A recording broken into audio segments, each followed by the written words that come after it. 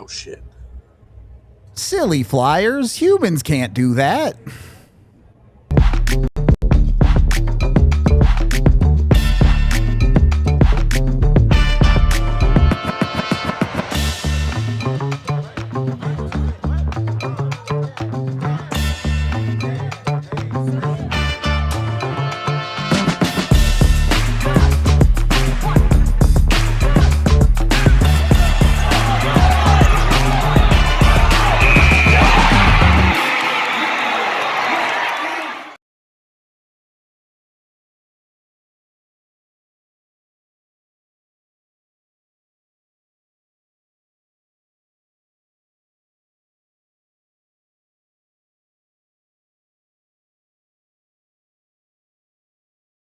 Taken on the Philadelphia Flyers. Avs are in an interesting spot here because obviously they're 3-1-2. You would like to be better than that on a homestand, but points percentage wise, if they win tonight, that's 750 hockey, right? It's tough to be mad at that. Yeah. Okay. It's felt worse. But if Sure. they get the dub tonight, then you walk out of it going, all right. Because two overtime / shootout losses, Right, is essentially like winning a game and winning one, another losing one. Yeah. So you're okay with that. If you walk out, it would be what, 4-1-2? Yep. To finish off the homestand. Yeah, like you're fine with that. Yeah, totally, a totally reasonable outcome. You don't love it in part because of the way these games have played out, right? Anaheim, you feel like you probably deserved better in that game, or you needed that extra inch to get better. Yeah. The Toronto game, winnable, and then you kind of laid an egg against Nashville. So it is what it is, but all fair. Certainly some of that conversation is also the Avs injury report, which we can check in on with the common spirit.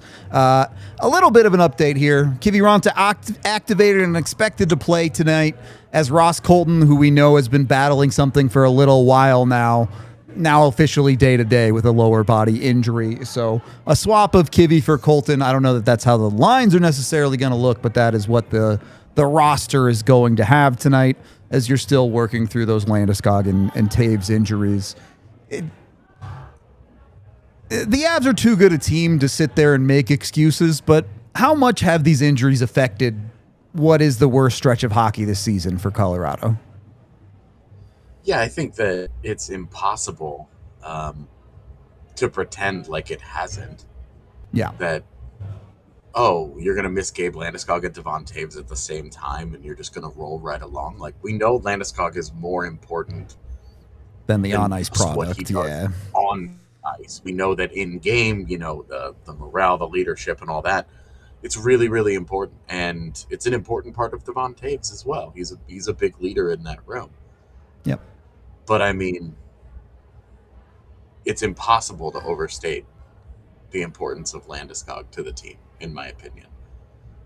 I agree. He had based just on started this year. to turn the corner offensively, and he was starting to produce like a top 6 guy again, and he was starting to get himself into the dangerous areas, and the skating was starting to come back and look a lot better, and not like glacial pace was being played.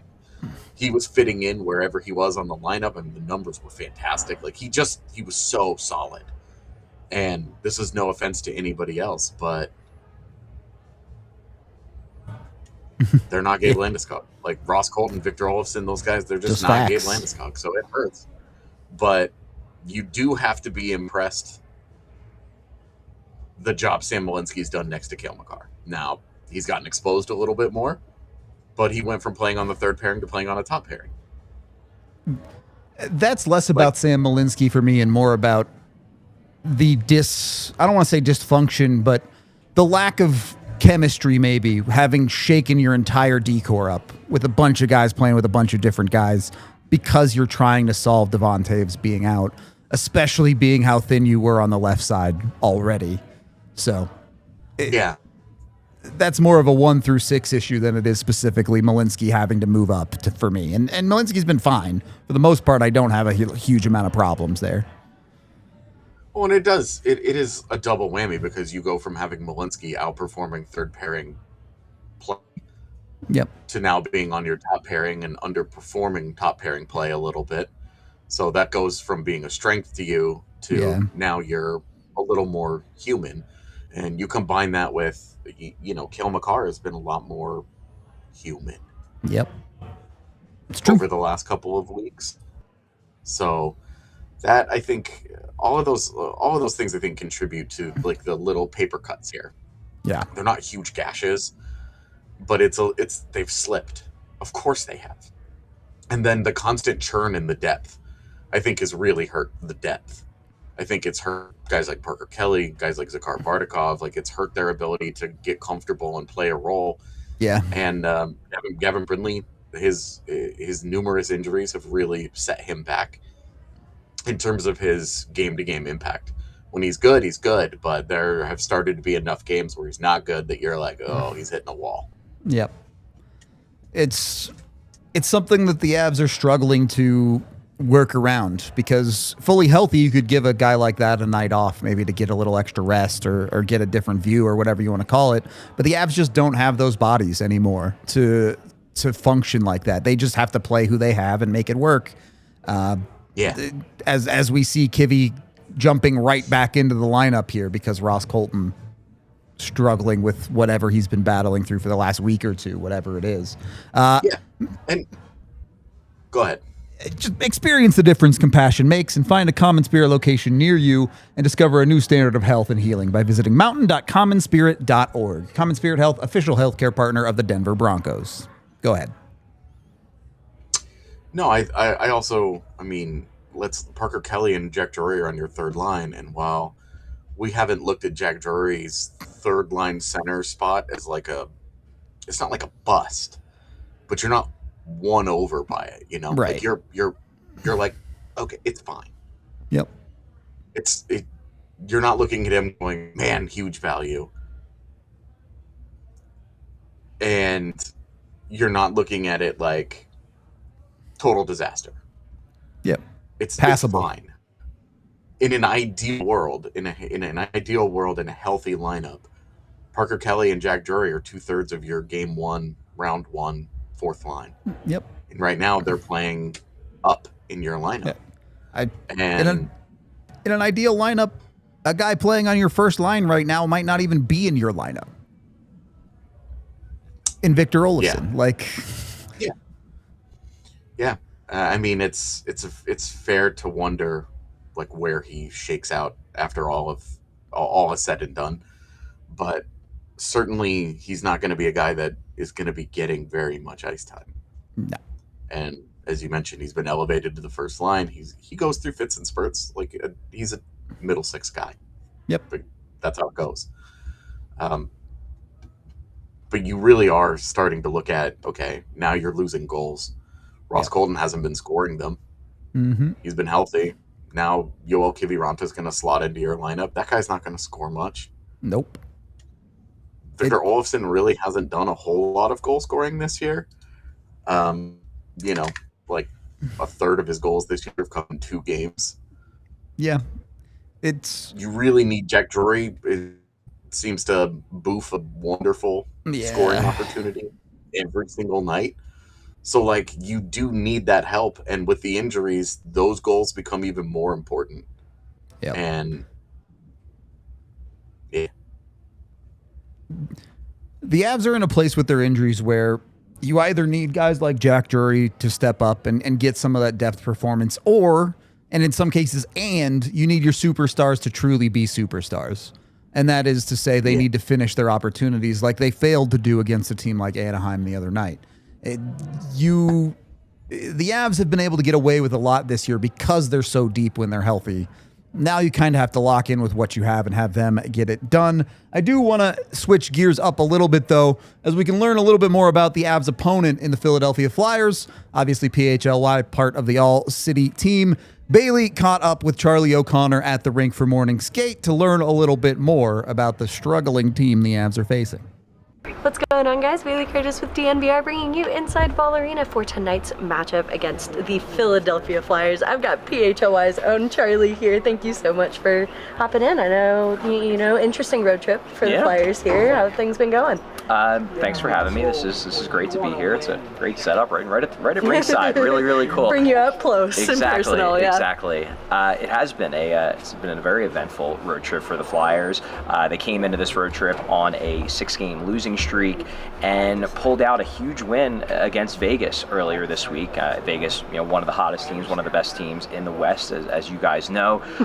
They found a way to come up with a 2-1 win, and they looked like they were on the verge of having another big win in Salt Lake City against the Utah Mammoth, and then they blew a 4-2 lead with 10 minutes remaining in the third period and lost that one in overtime. So I would say right now the Flyers are kind of at a pivot point of their season. They ended that losing streak, so they were feeling good about that, but you lose that game in heartbreaking fashion to Utah. Now you've lost 7 out of your last 8. And now you're going into a game against probably the best team in the league, the Colorado Avalanche. This is going to be a tough game for them to win. And given all the games they've lost recently, they're in a tough spot right now. We were talking about this a little bit earlier before hitting record, but this is a team that had a pretty decent start to the season, too. And looking back at the last couple, you mentioned that pivot point. What's been the key there in those changes, and what are you kind of seeing that's different for this Flyers team? Yeah, it's a good question. I would say that in the first half of the year, before the losing streak hit, number one, they were doing a really good job of rebounding after losses. They had, I think, the league's best record in terms of what they did the game after a regulation loss, after a loss period, really. Then obviously you lose 6 straight, that goes out the window. You lose a bunch. So number one, they were doing a really good job of overcoming adversity. Number two, they were also doing a really good job of playing defense, of preventing backdoor passes, of preventing slam dunk goals. And that kind of, they lost that for a good week and a half. The goaltending as well, because Dan Vladar has been so big for them this year. They signed him in the offseason. He's exceeded all expectations. The problem is that last week against Buffalo, he went down with injury. Sam Ersson this year, their backup, he's had to sort of take the load, and he struggled most of this year, and especially over the last month or so. Now, he had a really good game against Vegas, and he was good mostly against Utah, although you certainly would have wanted to get one of those saves late in the game, a big save to hold down the win. Right. But you lose Dan Vladar, and then you have to rely upon a goalie who has the lowest save percentage in the NHL. It's going to be harder to win games, especially not a recipe for exactly, success. especially when the defense is giving up a lot of backdoor chances and high quality chances, more than they had been before this losing streak. What I think is interesting here, too, is looking at maybe a more human version of the Philadelphia Flyers. You're also coming up against maybe a more human version of the Colorado Avalanche. What are you kind of looking at for this Avalanche team that has a lot of offensive, firepower and a lot of assets on the blue line, too, and trying to get past this team and hopefully end this road trip on, a decent note? Yeah, I actually just talked to Nick Seeler in the locker room and asked him something like that question of, what do you guys have to do? What makes the Avalanche so special? And the first thing he mentioned, and it comes to no surprise, is just their speed. They're an extremely fast team. They play so fast. They have fast skaters, but it's also the way they play. They play a north-south game. It's very fast. So he said the real emphasis that they've talked about in their meetings has been just staying above the puck. You can't get trapped. You can't let them play their transition game. You can't be giving up 3-on-2s and 2-on-1s. They have to play smart. And in fairness, the Flyers did lose when the Avs came to Philadelphia, but it was a close game. They were in that game. They played a pretty good game, and I think their thought process is if we play that way again, but maybe finish on a few more of our chances, we might be able to come in and spring an upset. Yeah. I also kind of wanted to mention as well, we're looking at an interesting race in the East versus the West. You've got the Avs, who are the top team in the league, obviously, leading by quite a large margin. And then you've got the Flyers, who are in a pretty deep battle for, trying to make playoffs, and it's a matter of points. What's that experience kind of been like for the Flyers, and kind of watching them look at this situation like in every game matters? Yeah, really, I guess they should. They should be looking at it that way regardless of what the standings look like, but it certainly does increase the tension, to be sure, because that, we might be in a playoff spot, but there's 6 teams that are, racing down, chasing us down, trying to take that spot, as opposed to, other years where it was maybe more of a clear delineation between playoff teams and non-playoff teams. Maybe there's a couple of teams on the bubble. This year, at least in the East, basically everybody's on the bubble except for maybe the Rangers, because it seems like they're packing it in with their letter. But aside from them, basically everybody else is in it, and it makes it fun because it means that pretty much every game matters. And look, I'll certainly take this over last year's Flyers team, where they were pretty much out of it by the end of, I guess, like February. I would say they were pretty much done in terms of playoff hopes. They're very much in it, but that said, they have lost 7 out of their last 8. So if they don't pull out of this spiral, they could easily, by even the Olympic break, they could find themselves similar to where the Rangers are, where they're probably on the outside looking in. These next few weeks, they're going to be big. You mentioned the Olympic break, and a lot of the conversation I feel like here in Colorado is that trade deadline approaching and when to make those moves before or after the break and how much that changes a team. What, in your eyes, do you look at this Philadelphia Flyers team and see, like, is their biggest need? Yeah, it's a really good question. I guess there's 2 different types of needs, because like their biggest need, if we're talking about team building and talking about the long term, because look, the Flyers might make the playoffs this year, but nobody in the organization or outside the organization has any idea that they're going to win the championship. They're not a cup contender. They know that. They're still in the midst of their rebuild. So the biggest thing they need overall is they need a solution to the first line center problem. They don't have a first line center really. They basically have 3 middle 6 centers in Christian Dvorak, Sean Couturier, and Noah Cates. They need that top of the lineup guy. Now, obviously, everybody wants a top of the lineup center, right. But that's a long-term need that they need to be always looking at. They also could use another really good defenseman, a guy who, Travis Sanheim is a legitimately good top-pair defenseman, but they could use that clear-cut number one, that number one defenseman. So those are the big needs that they have. But in terms of like win-now needs, because you can't just snap your fingers and trade for a 1C or one defenseman. Nice. It would be great. You can't do it. So while they should always be looking for that, in terms of actual needs they have right now, I would say fourth line center is something that they're going to be looking for. It was something they were already looking at. Basically, if we're talking about the fourth line center issue, Ryan Poehling did a great job for them last year in that role. He was a very good skating fourth line center. He helped make that fourth line an above average fourth line. They traded him in the deal for Trevor Zegras in the offseason. Now, you make that trade 10 times out of 10. Zegras has been great for the Flyers, but it has created a void at that 4C spot. They started out the year with Rodrigo Abels taking up that role. He's going to be out for quite a while. He had a lower body injury. It was a pretty ugly one. It's actually going to keep him out of the Olympics for Latvia, which is a real bummer. So now they're using Lane Peterson, who, interesting guy, but he's more of a late 20s quad A type who they just called up from the minors. He's gotten NHL games, but he's not an established NHLer. There's a clear hole there. I think if they could find a way to add a fourth line center, especially one that obviously is an established NHLer, but also brings speed to the table, because that was Poehling's big benefit. He's a really fast skater. I think they would do that in a heartbeat if the price is right. I don't think they're going to be giving up second round picks or top prospects, but if they could get one for, let's say, like a third or a fourth, yeah, I think that's something they might look into.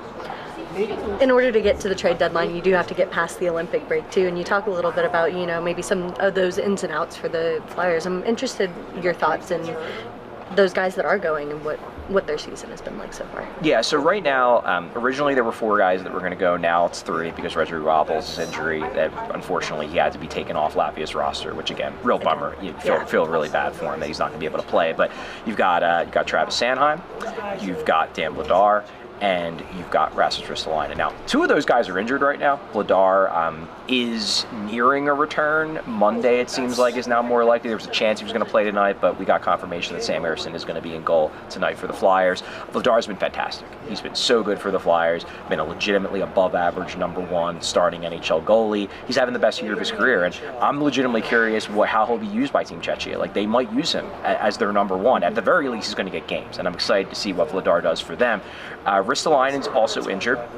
He'll be playing for Team Finland as long as he's healthy. I have been told that his injury isn't super serious. It's more like inflammation, because he missed the entire first half of the season recovering from triceps tendon surgery. So he just came back, and my understanding is this injury is a little bit of he came back and he's now injured because he was using muscles that he wasn't used to using because he wasn't playing. Hockey's a weird sport like that. Exactly. Yeah. So I think he'll be back next week. I think that's the expectation. He's had an okay year, I guess, but again, he spent most of the year injured, so it's tough to really fairly evaluate him. Travis Sanheim, really happy for him that he was able to make Team Canada. He played for Team Canada 4 Nations, did a good job. He's had a good year. I wouldn't say he's been incredible, but he's overall had a strong season for the Flyers in that big minutes number 1 role. I think, in an ideal world, he would be probably a number 2. But they don't have a number 1, so he has to play that role, and he plays, generally speaking, well in that role. On Team Canada, he'll be more of a depth guy. He'll probably be a third pair guy, might not play every game, but he's on a great roster in Canada, and I'm really happy for him that he was able to, get his career to the point where, he's respected enough that Canada wants to have him on their roster for the Olympics. Before I let you go, exciting thing we do on the DNVR pregame show, we have our crystal ball segment. So okay. I'm going to ask you to give me a score and give me a player to score. Ooh, okay, interesting. I'm going to say 5-3 Colorado. Ooh. With an empty net goal. So I think it'll be close, but I think Colorado wins it. And for a goal scorer, I'm going to go with, let's go with Travis Sanheim. Okay. I think he finds a way to get a goal tonight. Awesome. Thank you so much. Absolutely. Thanks so much, Bailey. Thanks to Bailey and Charlie for that one. We'll get to our crystal ball in a minute here, but you got the Flyers side of things. We can hear from the Avs side of things, too, from Jared Bednar, who, unlike the last couple of games, actually had a few things to say today. So hopefully we get a decent update from Coach Bednar.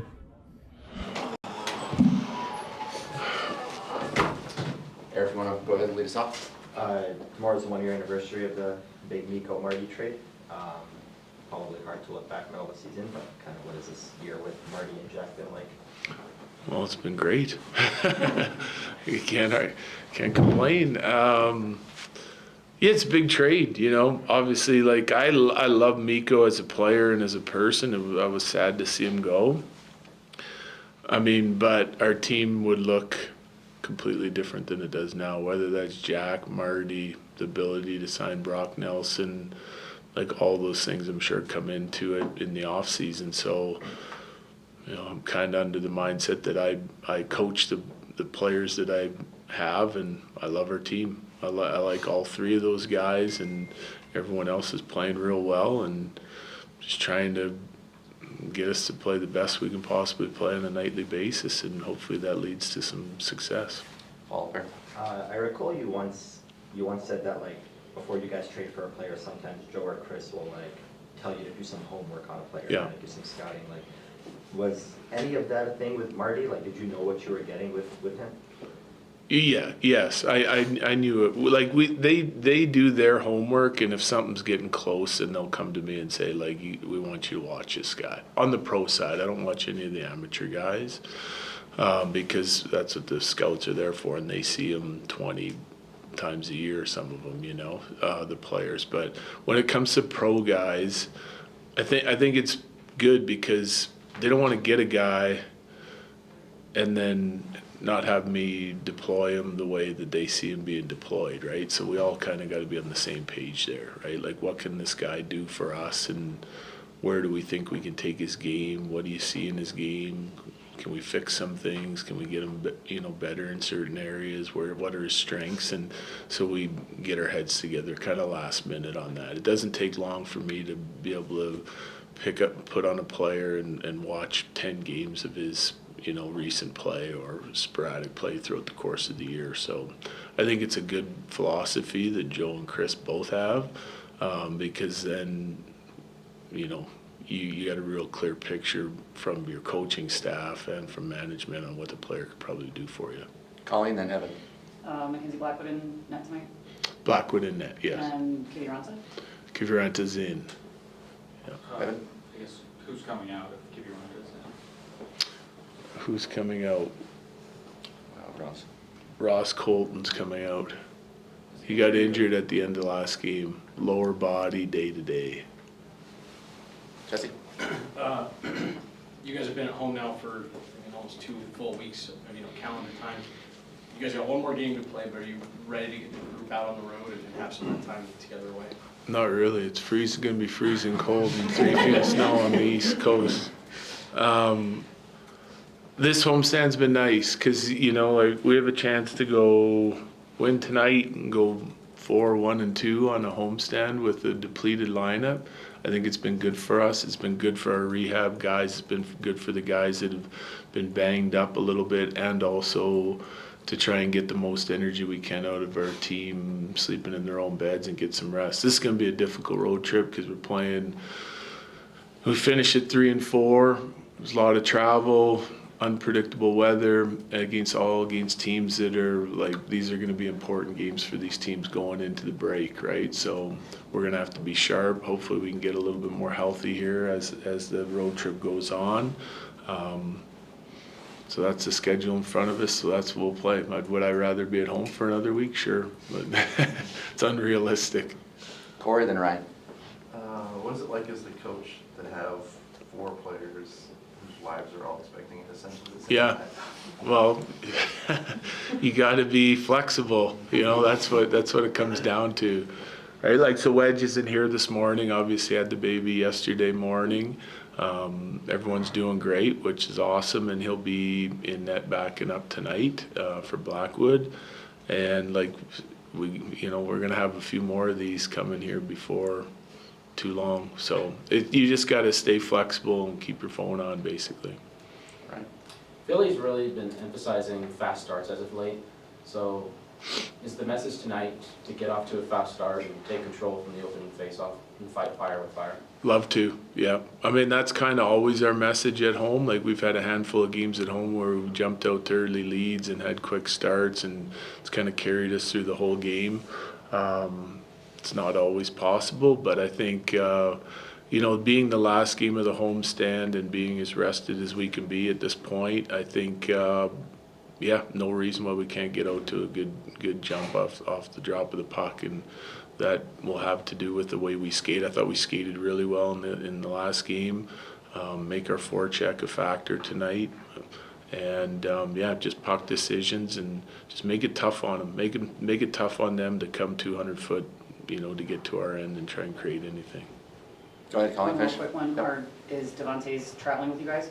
We're still sorting that out. Whether he's traveling or whether he's going to meet us out on the road is still to be determined. Okay, thanks, Jared. Yep, thank you. Thanks, Brendan. Fairly positive vibes from Bednar on the total injury coverage there, but we got to move quickly here, so let's get to our crystal ball here, AJ. Give me a score, give me a name. What's going to happen in this game? I'm going to go, give me a 4-1 Avs win, and give me a Nichushkin goal. All right. You stole my goal guy, but I do like the concept. I think we're going to see a little bit more high scoring. I'll say 5-2. I'll just add one to both and call it a 5-2 game. Since you took Nuke, I'll take Natchez. I think you need your top 6 wingers to go out and get the job done a little bit today. See them finish.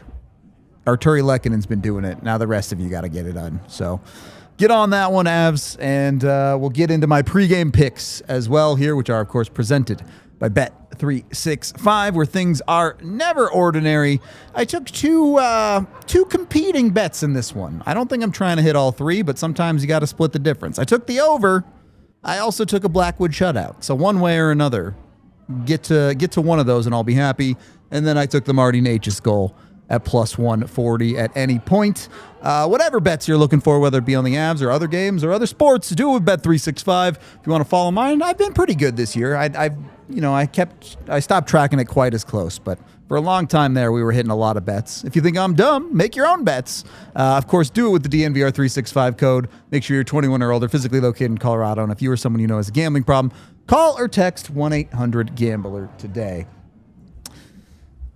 AJ, I think looking big picture, you and I are quite comfortable with where the Avalanche stand. We were talking off air, 4 games in hand compared to Minnesota. You're pretty comfortably ahead of Dallas, who's playing their worst stretch of the season as well right now. Yeah. Not too much to worry about. So is this next stretch of hockey, Bednar mentioned the upcoming tough road trip. Of course, you're trying to go 1-0 every night, but is this the part of the season for the Avs where it's just get through it? Yeah. Yeah, I think that there's a couple of things here. You want to finish strong before the break. When you come out of the break, as we've talked about, it's not even 2 full weeks until trade deadline. 10, 11 days. And so, you want to have a good idea of, all right, this is where we're at. This is what we need. This is what we want, have a good idea on the market and such, but really, like, just keep everybody. I mean, are they really even at arm's length right now?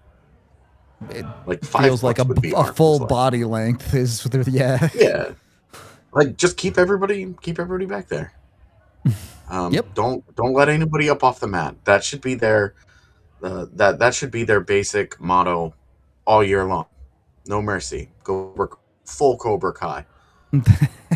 I'm down for that side of it. We are going to wrap up the pregame show here. Watch along coming your way in a few minutes, and then AJ and I will break it all down post-game for you, so be sure to tune in there. This has been the DNVR Avalanche pregame show, and we will see you in a few minutes. We all silly like the mayor.